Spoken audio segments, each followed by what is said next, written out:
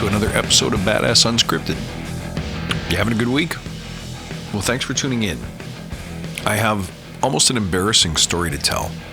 This week, I slept right through a meeting, and it wasn't like a professional meeting necessarily. It was a meeting of my team, but I slept right through it. I guess I'd just been tapped out and needed a break because the alarm was there, but I wasn't. And so just doing the follow-up after, my buddy Mike told me, we missed you in a good way. And I'm like, good. Because who doesn't want to be missed, right? And then he said, I think the meeting was better because you weren't there.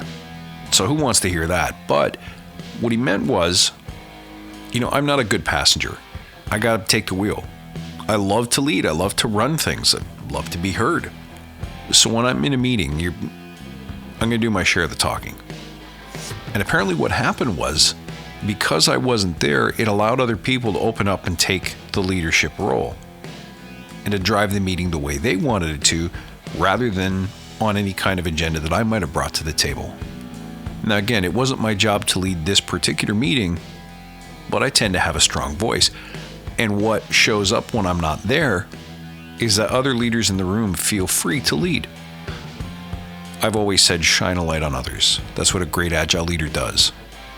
But that's not just limited to calling out somebody's name in front of the team and describing successes or giving them a turn at leadership, but sometimes it means walking out of the room so that people feel free to lead the way they want to lead without being compared to or feeling under scrutiny from the person or persons that people normally defer to. And that was a good reminder for me that tuned my game this week. I recognize now that what I have to do is actually step out, be absent, and let other people fill the void. Now you can plan it or it can be surprise. I think if you surprise people, not only do they have to lead, but they got to step up with no prep up. And that could be fun. Another way to do it simply is to rotate chair. But I still maintain that there's something about not being present that lets people feel free. So what I can recommend, and what I'm going to be doing more of, is actively stepping away and planning to let the other leaders make their presence known. So what about you? As a coach or scrum master, are you the default? That's something to watch for. Great to train people on Scrum, great to be there to add presence and give counsel. But be mindful. Are you creating a dependency? Because I'd argue it's no better to have the team looking up and over to a scrum master for direction on what to do next than it is to have them looking up and over to a manager.